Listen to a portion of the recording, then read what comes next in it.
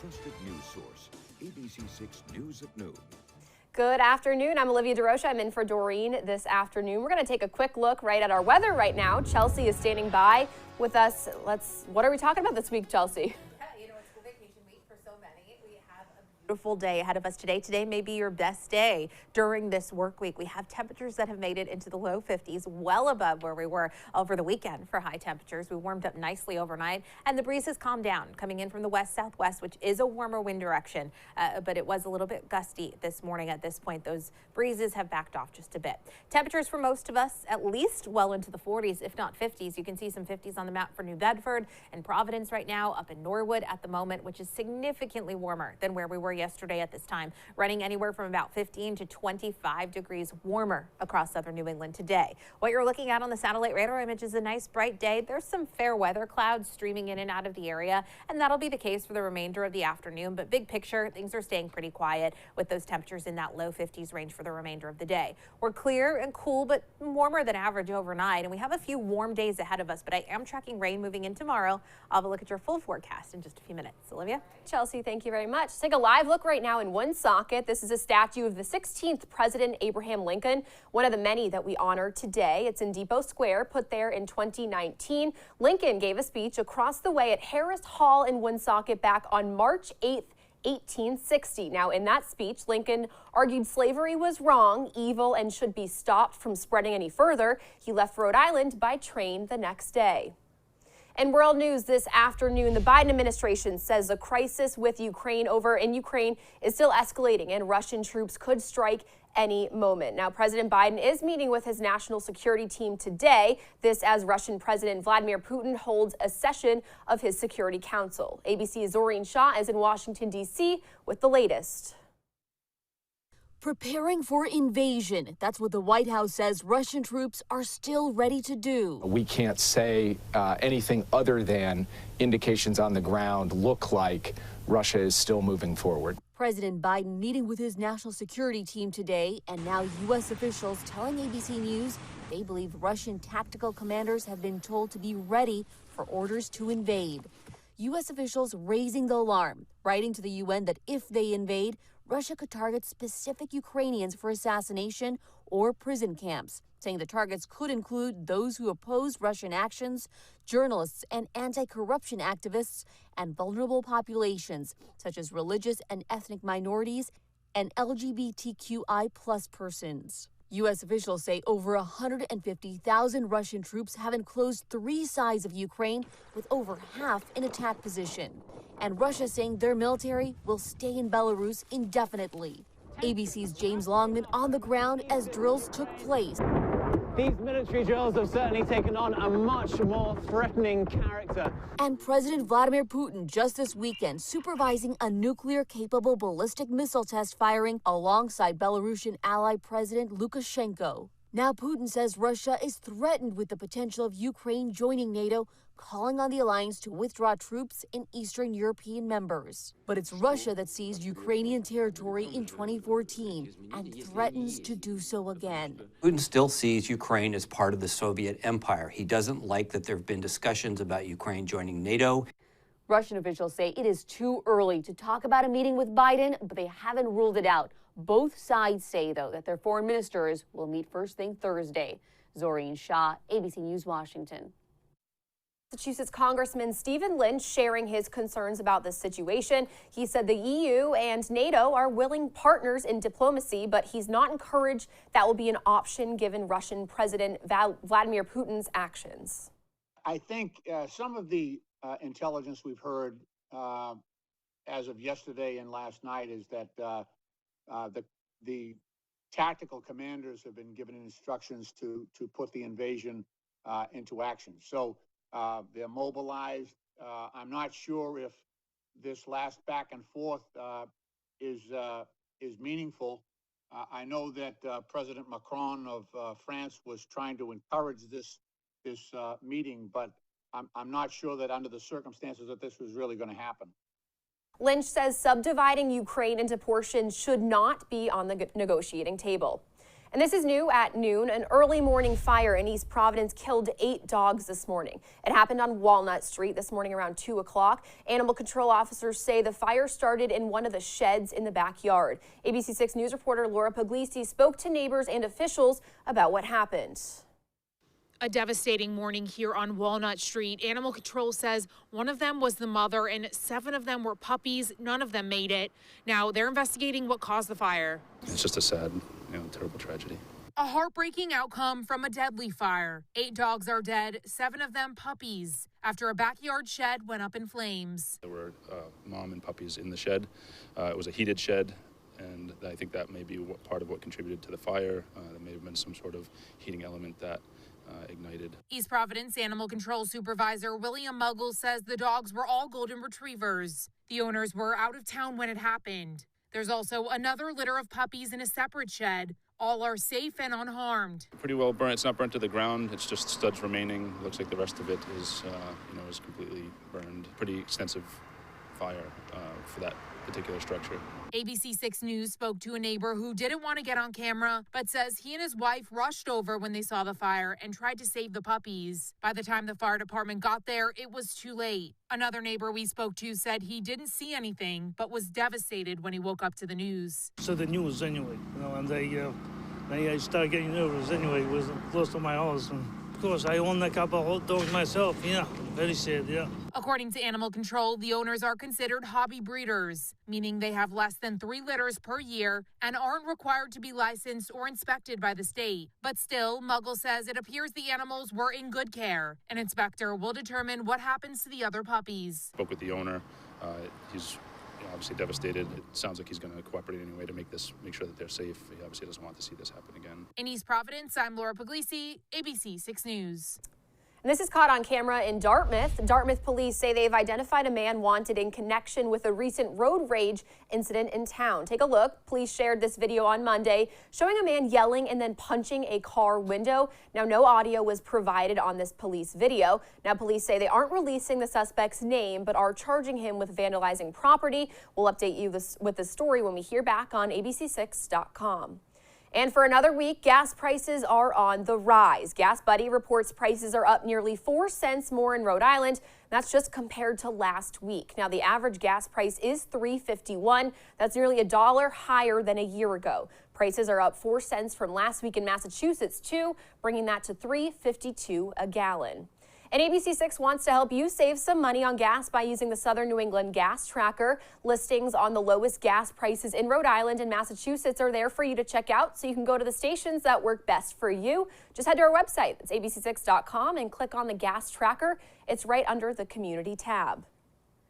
And now to an ABC6 News follow-up. New Bedford City Council wants to put a hold on the plastic ban in the city. The Standard Time reports councilors voted 10-1 to ask Mayor John Mitchell to delay enforcement of the ban. The ordinance was passed in summer of 2020, but no enforcement in terms of fines or compliance checks has started just yet. The largest school district in Rhode Island has notified more than 300 educators that they may have to apply for new jobs unless they resolve certification issues. The spokesperson for Providence Public Schools says the displacement letters sent out on Friday are not termination notices. The numbers are expected to drop as educators resolve issues by the March 14th deadline. And now to our coverage of the coronavirus. In 1 week, the Massachusetts mandate for schools in Massachusetts will come to an end. Now, with kids on school vacation now, that means the masks will be off when they get back. There are a few exceptions. In Fall River, we know the public schools and Regional Voc Tech will keep the mask mandate in place until March 14th. Now, we haven't heard of any other local schools doing the same. Dr. Ashish Jha says it's appropriate to lift school mandates if others are doing the same. It's going to be odder and odder when we see packed sports stadiums with nobody wearing a mask and basketball games, and then yet kids still masked in schools. I think if we're going to lift mask mandates in basketball arenas, we can probably lift mask mandates in schools. Rhode Island's school mask mandate stays in place until March 4th. Now, the CDC is still recommending indoor masking for all school-aged children. And still to come on the news at noon, President Biden narrowing his short list for a Supreme Court pick when his team says they may make a decision. And the latest on the death of a 21-year-old New York college student, what investigators are saying about the man charged in that case.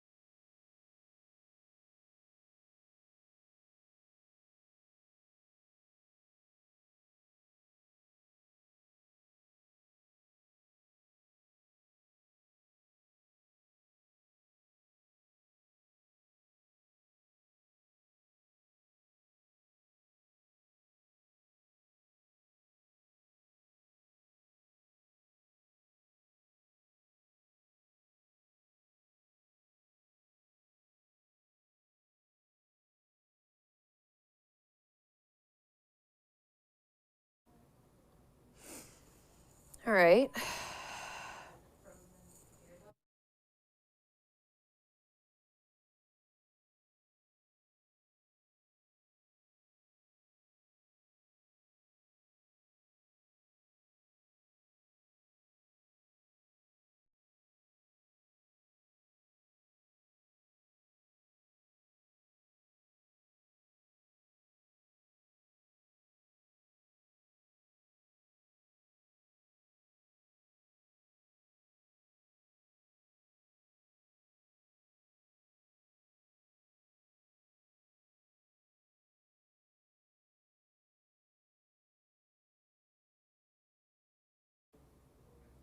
In national headlines this afternoon, President Biden's search for a new Supreme Court justice is underway. CNN reports interviews have started with at least one person having a sit down with the president last week. No word yet on how many candidates will be questioned, but an announcement of the nominee could be made within the next few days. A White House official says Biden would like to make a decision by the end of this month. And now to that murder mystery in rural upstate New York, about 200 miles north of Albany. A college honors student found dead on the side of a road, and now a long list of questions about the man police believe is responsible. ABC's Rena Roy has the latest.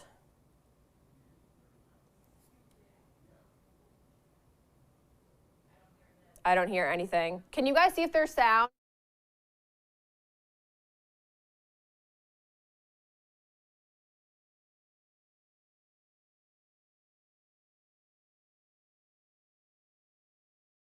Michael Snow now by Messina with second-degree murder. At his arraignment, Snow was remanded to St. Lawrence County Jail without bail. The school says he has no affiliation with the college, either as a student, employee, or graduate. Howell's father tells the New York Post she didn't have enemies and certainly no one that would want to kill her. As soon as they told us, we figured wrong place, wrong time. And he calls Howell a wonderful young lady, a talented musician, a dear friend, and all-around great person. Now police asking the public for information on the alleged killer's whereabouts on the day of the murder, releasing a photo of his gray Honda Civic. What led to Snow's arrest remains unclear, the school only saying it appears to be an isolated incident. Rena Roy, ABC News, New York. And coming up on ABC6 at noon, we have MLB negotiations coming up.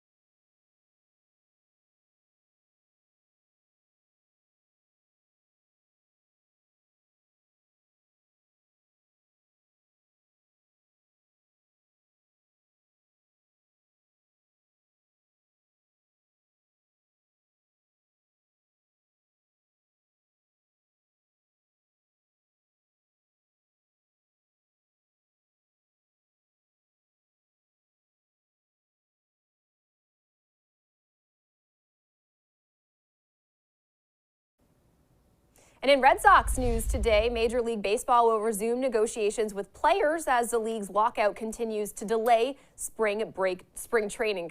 Those negotiations are happening in Jupiter, Florida at the spring training home of the Marlins and Cardinals. This is baseball's first work stoppage since 1995. Now, MLB said it intends to have meetings every day this week in hopes of resolving the lockout in time for opening day, which is at the end of March. Now, to prevent that, February 28th is when a deal needs to be reached by. And now, your ABC6 Storm Tracker weather with meteorologist Chelsea Priest. Red Sox news in February, thinking about spring, and it feels pretty good outside today. We have sunshine too. Honestly, today is probably one of the best days in the work week ahead or the school vacation week ahead. You have blue sky over Richmond right now from the Preserve Club, and something to look forward to in the coming weeks. We are less than 3 weeks away from the start of daylight saving time. So what you're looking at on March 13th, that sunrise, of course, gets later. We're springing forward with the clocks, but on March 13th, not that far away, we have a sunset of 6:49 p.m. And shortly after that, that sunset is going to be closer to 7 o'clock in the evening, and we get that sunrise back in the 6 o'clock hour. So that's just a month from now. We have something to certainly look forward to. Now, as we get more sunshine and more daylight time, the average temperatures start to go up. But over the weekend, we were pretty chilly. And right now, we're finally starting to warm things up, and we are above average right now. 52 in Providence, 50 in New Bedford, 48 in Taunton, 51 in Norwood, 46 in Newport, 46 in Westerly, which the average high is going up, but it's still sitting around 42 degrees. So we're 10 degrees above that right now. With our sunrise that happened this morning at 6:33 a.m., the sunset closer to 5:30. So even that is an improvement from just a few weeks ago. Breeze is starting to back down a bit, except for the Cape and the islands. It's still a bit gusty with some sustained winds, 15 to 25 miles per hour. But the farther inland you go, less wind you have. With that breeze coming in out of the southwest, ocean temperatures still only in the 30s. So you get that breeze coming in right off the water. It certainly keeps things a bit cooler for our coastal locations. You can see wind chills are in the upper 30s for Block Island right now. Low 40s for Newport and for Westerly, but farther inland, you're not being impacted as much by that wind. Now, today we're in the low 50s, and tomorrow we'll be in the low 50s as well. We have a few mild days ahead of us, but tomorrow, while most of the morning and early afternoon are dry, by the afternoon, later in the afternoon, rain starts to move in. We have rain overnight and into Wednesday morning. Wednesday looks very mild into the 60s, but then temperatures plummet as we head through the second half of the 7-day forecast, down below average for Thursday, Friday, Saturday, and Sunday, down into the 30s. Remember, the average high is in the low 40s. Satellite radar image right now shows you quiet conditions. You're seeing sunshine outside. You're getting a few passing fair weather clouds here and there, but all in all, it's a nice day across southern New England with high pressure in control. Through your futurecast, you'll see the sunshine for the rest of the day today. We'll stay partly clear as we head through tonight. Temperatures will be down into the low 30s. Now, tomorrow starts with some pops of sunshine, but from there, those clouds really start to thicken up. We're dry through a good portion of the day. I would say maybe 3, 4, 5 o'clock. Rain starts to move in, and overnight, you're going to have some steadier showers moving through the area. This is about 10 p.m. tomorrow night. We continue to see some rain into very early on Wednesday morning. We should clear out pretty quickly. Wednesday afternoon looks pretty good too. We'll be into the low 60s. You'll see a little bit of a breeze picking up, but we'll get into some sunshine. But as we continue to clear out, that's when the temperatures will really drop pretty quickly into Thursday. Low 50s today, mainly sunny, a mild day out there. Tonight will be mainly clear. We stay mild for this time of year. In the low 30s, a very similar start to the day tomorrow rather compared to today. And then tomorrow you're looking at increasing clouds, temperatures still in the 50s range. It'll be late in the day that rain starts to move in. Breeze picks up a bit. We continue to see some steady rain overnight into Wednesday morning. And then from there we clear out. You'll see sunshine on Thursday, tracking some rain and some snow possibly Thursday into Friday after 60s on Wednesday. We're all over the place in this 7-day, Olivia. Hear snow. Thank you, Chelsea, though. Next on ABC6 News at noon, banned from Twitter, banned from Facebook, but back in action on a new app where you can find President Trump's thoughts on the day's issues starting today.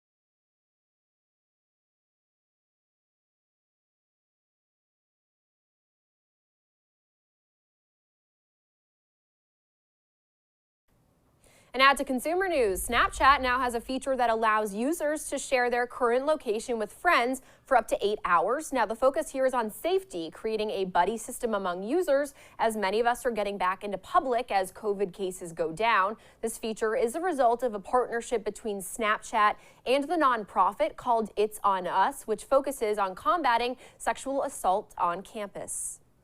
The Department of Homeland Security is testing new technology to patrol the border. While the devices look like robot dogs, those are interesting, they are officially known as automated ground surveillance vehicles. Homeland Security says they could become Border Patrol officers' new best friends. Custom and Border Patrol officials hope to use them as a force multiplier, but there's no timetable for officially when they'll be used.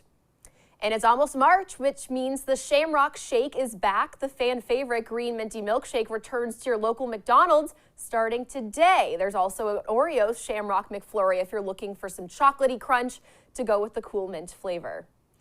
And Dell has announced it's discounting dozens of laptop models up to $400 off. We like to hear that. Samsung also offering big savings on home entertainment. You can save up to $3,000 on select TVs and sound bars. And 1 year after he was banned from Twitter, Facebook, and many other major social media platforms, former President Trump has officially launched his new social media app, available starting today, and it's just in time for President's Day. It's called Truth Social, and it's now available on the Apple App Store. Now, there's no word yet on the Android version. Still to come in ABC6 News at noon, Chelsea has another look at your forecast.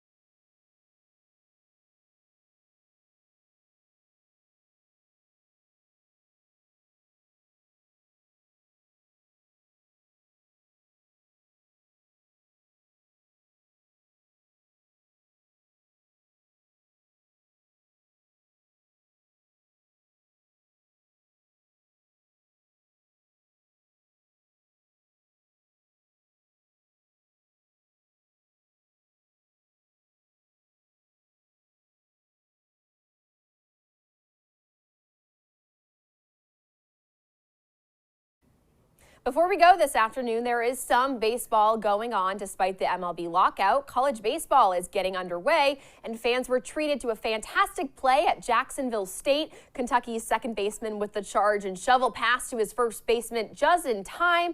The only chance he had to make that highlight reel play. Chelsea, we were talking off camera. It's very nice out. You haven't had a Shamrock Shake yet. No. I think this might be your afternoon activity. Could be. You know, it's so hard to find. Are they the same as the McFlurries because you go through McDonald's and then? McFlurry has the candies in it. Okay, Shamrock Shake doesn't. You're not a McDonald's fan. Oh no! Oh, Olivia. Olivia, I'm on your team here. Olivia loves McDonald's, if you didn't know. I also do. We are looking at sunshine today.